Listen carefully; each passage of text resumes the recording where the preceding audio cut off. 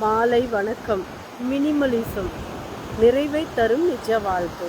எங்கள் அப்பா என்னை விட குறைவாக தான் சம்பாதிச்சார். வீட்டில் 3 பசங்க, 3 பேரையும் நல்லா படிக்க வச்சு அவங்களுக்கு வேண்டியதெல்லாம் பண்ணிவிட்டு கொஞ்சம் பணமும் சேமித்து சொந்தமாக ஒரு வீட்டையும் கட்டிட்டு கடன் இல்லாமல் நிம்மதியாக வாழ்ந்தார். ஆனால் நான் அவரை விட அதிகமாக சம்பாதிக்கிறேன். Housing loan, car loan, credit கார்டுன்னு ஏகப்பட்ட கமிட்மெண்ட்ஸ், வேலை, டென்ஷன், ப்ரெஷர்னு என்னால் அவரை போல நிறைவாக ஒரு வாழ்க்கையை வாழ முடியல. இப்படி புலம்புகிற இந்த தலைமுறை இளைஞர்களை இப்போதெல்லாம் அடிக்கடி சந்திக்க முடிகிறது. இன்றைய தலைமுறைக்கு எவ்வளவு சம்பாதித்தாலும் iPhone, BMW car, luxury apartment என எது இருந்தாலும் உண்மையான மகிழ்ச்சி இல்லை என்கிற குறை இருந்து கொண்டே இருக்கிறது. அதை போக்கிக் கொள்ள மாரத்தான் ஓடுகிறார்கள், பார்ட்டிகளில் ஆடுகிறார்கள், நிறைய செலவழித்து இன்டர்நேஷ்னல் டூர் கூட போகிறார்கள். மகிழ்ச்சி எங்கிருக்கிறது என்பது மட்டும் புரிபடவே இல்லை. இப்படிப்பட்ட இளைஞர்களில் இருவர் தான் ஜோசுவா பிட்ஸும் ரியான் நிக்கோடமஸும். 2009 இருவருமே நிறைய சம்பாதிக்கிற ஹை கிளாஸ் ஐடி பசங்க. தங்களுடைய 30வது வயதில் 6 இலக்க சம்பளம், காஸ்ட்லி கார்கள், சகலவித வீடுகள், பார்ட்டி, கொண்டாட்டம் என வாழ்வில் எல்லாமே ஓகே தான். ஆனால் ஏதோ குறைவதை உணர்கிறார்கள்.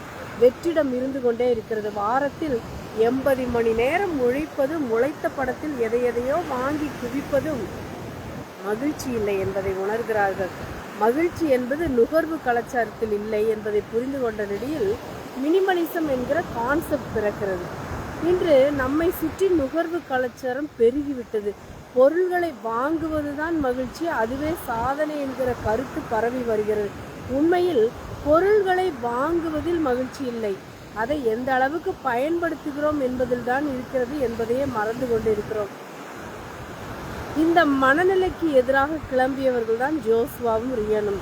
2009 தொடங்கி மினிமலிச வாழ்வை வாழும் இவர்கள் இன்று உலகம் எங்கும் இருக்கிற பல்வேறு பல்கலைக்கழகங்களில் மினிமலிச வாழ்வு முறை பற்றி படம் எடுக்கிறார்கள். லட்சக்கணக்கானோர் இவர்களுடைய மினிமலிச வாழ்க்கை முறையை நோக்கி நகர ஆரம்பித்தார்கள்.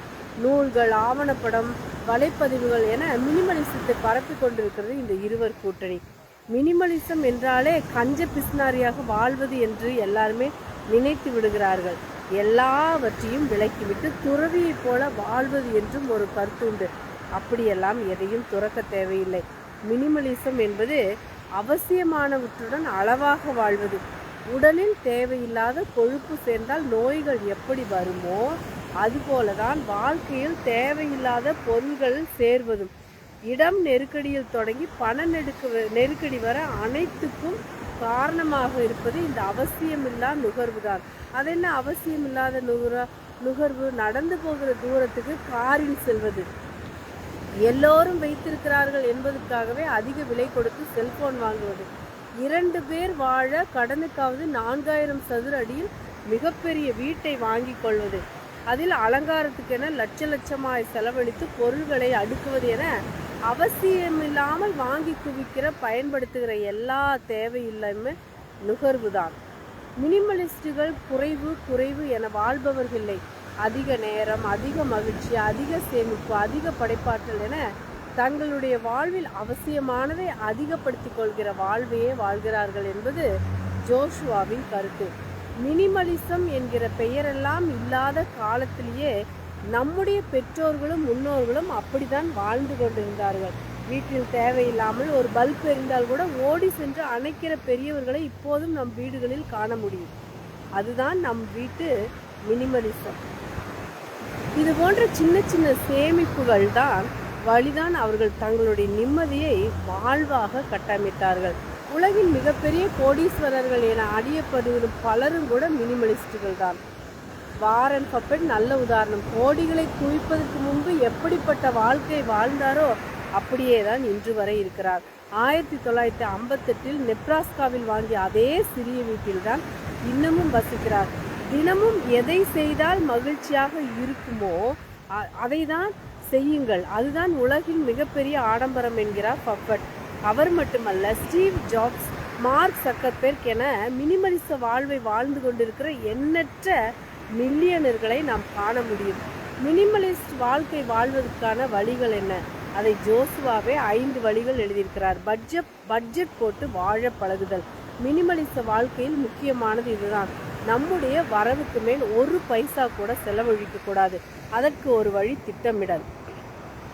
செலவழிக்கிற ஒவ்வொரு ரூபாய்க்கும் கணக்கு வைத்துக் கொள்ள வேண்டும். குறைவான பொருள்களில் வாழ்வது. வீட்டு பீரோவில் 30 சட்டைகள் அடுக்கி வைத்திருப்போம். ஆன்லைனில் புதிய ஆஃபர் ஒன்றை பார்த்ததும் இன்னொரு சட்டை வாங்க ஆசை வரும். அப்படி இல்லாமல் நம்மிடம் என்னென்ன பொருள்கள் இருக்கின்றன, அதை எவ்வளவு அதிகமாக பயன்படுத்துகிறோம் என்பதை பட்டியலிட்டு வைத்துக் கொள்வது அவசியமில்லாமல் இருக்கிற பொருட்களை மீண்டும் மீண்டும் வாங்குவதை தடுக்கும். வருங்காலத்துக்கு திட்டமிடல். மெடிக்கல் இன்சூரன்ஸ் மாதிரி விஷயங்கள் மிக மிக முக்கியம். அக்கௌண்ட் ஸ்டேட்மெண்ட்டை மாதந்தோறும் கட்டாயம் பொறுமையாக வாசித்து எது தேவையில்லை என்பதை முடிவு செய்து அடுத்தடுத்த மாதங்களில் கட்டுப்படுத்துதல். வருமானத்தில் குறிப்பிட்ட தொகையை வெவ்வேறு முதலீட்டு திட்டங்களில் போட்டு வைப்பது. ஒவ்வொரு பர்ச்சேஸையும் கேள்வி கேட்பது. எதை வாங்குவதாக இருந்தாலும் அதை வாங்குவதற்கு முன் இது எனக்கு அவசியம்தானா, இது இல்லாமல் வாழ முடியுமா, முடியும் என்றால் எத்தனை நாளைக்கு என்பதை கணக்கிட்டு அதற்கு பிறகும் அந்த பொருளை வாங்குகிற உந்துதல் இருந்தால் மட்டுமே வாங்குவது. அடுத்தவருக்கு வழங்குவது. உலகில் மிகப்பெரிய மகிழ்ச்சி அடுத்தவர்களுக்கு உதவுவதுதான் என்பது வாரன் பஃபெட் தொடங்கி பில்கேட்ஸ் வரைக்கும் அத்தனை பேருமே பின்பற்றுகிற சீக்கிரம். மாதந்தோறும் முடிந்த அளவு தொகையை பிறருக்கு கொடுங்கள். அதுவே உங்களை திருப்தியாக வாழ வைக்கும். இந்த 5 கட்டளைகள் நம்முடைய செலவுகளை குறைப்பதுடன் சேமிப்பை அதிகப்படுத்தும். கூடவே குறைந்த செலவில் திருப்தியான வாழ்வை வாழவும் உதவும். இப்படிதான் நம் பெற்றோர்கள் முன்னோர்கள் வாழ்ந்தார்கள். அதனால்தான் அவர்களால் சிறிய வருமானத்திலும் சிறப்பாக வாழ முடிந்தது. நாமும் முடிந்தவரை மினிமலிச வாழ்க்கையை வாழ்ந்துதான் பார்ப்போமே. நன்றி.